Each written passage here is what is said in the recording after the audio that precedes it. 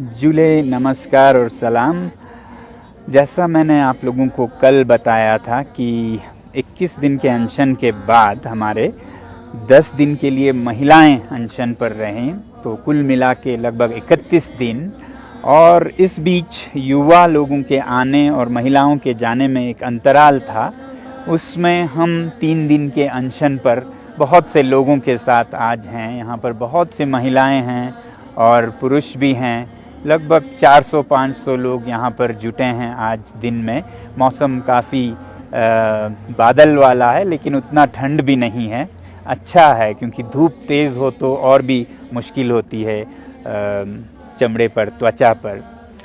तो जैसा आप लोगों को मालूम है, बहुत ही शांतिपूर्ण तरीके से हम पिछले 1 महीने से यहाँ पर प्रार्थनाएं, दुआएं करते हुए अनशन पर बैठे रहे हैं, सरकार को याद दिलाने के लिए उनके अपने किए हुए वादे, लद्दाख के संरक्षण की, लद्दाख में लोकतंत्र की।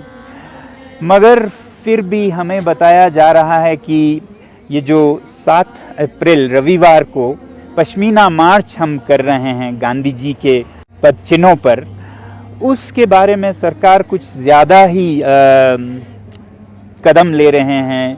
कहा यह जा रहा है कि जो गांव से गाड़ियां आ रही हैं उनको रोकने की योजनाएं बनाई जा रहे हैं, और यहाँ जो कार्यकर्ता हैं इस अभियान में लद्दाख के संरक्षण के, उनको पुलिस थाने में बुला कर उन्हें डराया जा रहा है। कहा जा रहा है कि आपको गिरफ्तार करेंगे या आप बॉन्ड साइन करें। तो कोई बॉन्ड साइन कर नहीं रहा है, मगर उन्हें डराया जा रहा है। ये मुझे अजीब लग रहा है कि इतना ओवर रिएक्शन क्यों। इस ओवर रिएक्शन से तो और भी गलत प्रभाव पड़ सकता है इतने शांतिपूर्ण एक आंदोलन में, जैसा कि शायद ही हुआ हो भारत में या लद्दाख में। तो ऐसे में क्यों प्रशासन लोगों को डरा कर शायद शांति में और समस्याएं आए। मुझे तो एक चुटकुले का याद आ रहा है जो मैं आपको अभी सुनाता हूँ। मुझे लगता है कोई गलतफहमी ज़रूर हुई है, क्योंकि लद्दाख का सारा कारोबार दिल्ली से सीधा चलाया जाता है। एक यूटी है, केंद्र प्रशासित प्रदेश, तो इसलिए तो वहाँ से क्या कहा गया, यहाँ क्या समझे, मुझे नहीं पता। इसलिए चुटकुला याद आ रहा है। एक अस्पताल में, जो बड़े बूढ़ों के लिए अस्पताल था, तो कहा गया था नर्सों से कि ये बड़े बूढ़े अगर रात को न सो पाएँ तो आप लोग इन्हें नींद की गोली दीजिएगा। और फिर समझ इनको क्या आया, तो वो रात को जब 12 बजे थे, सभी बड़े बूढ़े आराम से सो रहे थे, तो नर्सें आकर उन्हें जगाती हैं, उठिए दादाजी, उठिए दादी जी, और उठा के कहते हैं ये आपको नींद की गोली खानी है। अब हमें बताया गया है, आप उठिए, आप जागिए, आप नींद की गोली खाइए। और फिर ऐसा करते करते पूरे अस्पताल के सारे मरीज थे बड़े बूढ़े, वो सब जग गए और अफरा तफरी, और फिर अब दवा दे तब भी नींद ना आए। और पता चलता है, समझाया ये गया था कि अगर उन्हें नींद ना आए तो आप ये दवा दीजिएगा। अब जगह जगह के सबका नींद हराम करके वो दवा देने लगे। तो शायद कहा यह गया हो कि शांति किसी भी हालत में भंग ना हो लद्दाख में, इस आंदोलन में या इस मार्च पे। और अब समझ शायद ये आया है कि इनको पकड़ के थाने में ले जाके, अगर शांति भंग होगी तो हम आपको गिरफ्तार करेंगे, ये साइन कीजिए, वो साइन कीजिए।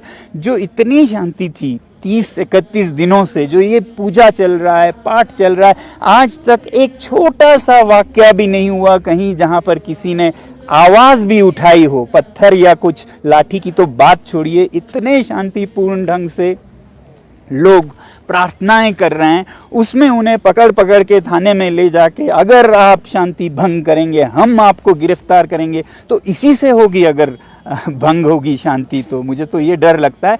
अभी तो मैं इतना ही समझना चाहूँगा कि ये गलत फहमी कुछ चल रही है, इसलिए इस पर ज़्यादा कमेंट नहीं करूँगा। मगर आज रात तक मैं एक और अपडेट आप लोगों को दूंगा। अगर ये जारी रहता है, ये डराने धमकाने का, लोगों को धरपकड़ करने का सा जो चल रहा सा लग रहा है, शुरुआत सा, शायद ना हो, गलत फहमी ही हो, मगर अगर ये बढ़ता जाता है तो फिर इससे ये साबित होगा कि भारत एक बनाना रिपब्लिक या अंधेर नगरी बन रहा है, जहां पर वादे याद दिलाना जुर्म बन रहा है, वादे तोड़ना जुर्म नहीं है, वो तो साफ और पवित्र काम है। वादे याद दिला दो तो फिर धरपकड़ हो, अशांति के नाम पर आप कुछ भी कर दें। मगर मैं अभी इस रास्ते पे नहीं जाऊंगा। मेरी पूरी उम्मीद है कि यहाँ कुछ गलत फहमी, मिसअंडरस्टैंडिंग चल रहा है जो ख़त्म हो जाएगी और ये सिलसिला ख़त्म होगा लोगों को रोकने का। जो हज़ारों लोग गांव से आ रहे हैं बिल्कुल शांतिपूर्ण मार्च करने के लिए, 5 से 10 हज़ार कहते हैं, उनको इस तरह डरा के, धमका के, रोक के करें तो कुछ भी हो सकता है।